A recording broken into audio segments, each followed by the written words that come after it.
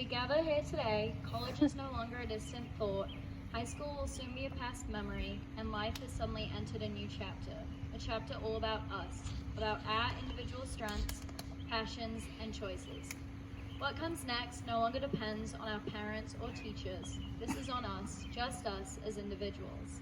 While the last 4 years have been filled with friends, classes, teachers, work, and of course, Chromebook-guided distance learning, there have also been tiny inspirations hiding in plain sight. In these moments, we were too busy, too distracted, too young to notice them.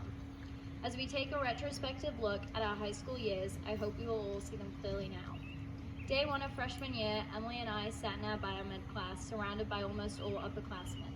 At the time, it felt like we were each other's safety blanket. We didn't know it then, but in that year, we would learn how to find our voices and stand out.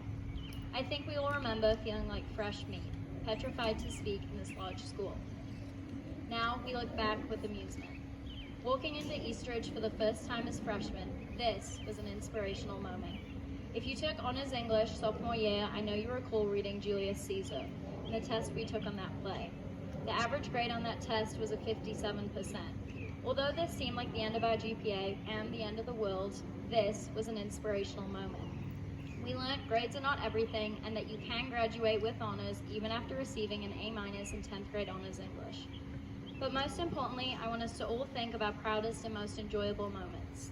Overcoming the adversity that has come along with finishing our senior year from home due to coronavirus, cheering on the girls cross-country team at state, traveling to the US Bank Stadium to watch the boys play in the soccer state championship, our gingerbread house competition this past Christmas, and of course hanging out in the Upper Gold Pod at Eastridge. Simply saying hi during passing time or asking about a difficult test taken by someone else earlier in the day are moments that may have once been taken for granted, but now are valuable memories we want to cherish forever.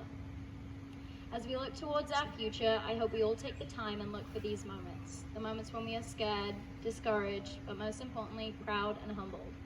These are the experiences that have shaped us into who we are and will continue to shape us into adulthood.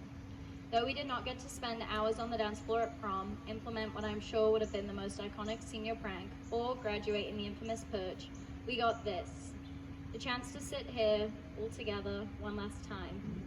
We have our wonderful parents to thank for this and the Johnson family for graciously hosting 25 teens and their parents in the wake of a pandemic. And as we all go our separate ways, I don't think any of us are too afraid.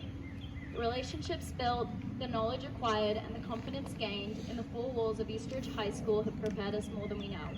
Though we may be flying the nest of our parents, none of us will ever lose our spot in the nest at Eastridge. The journey truly was more important than the destination.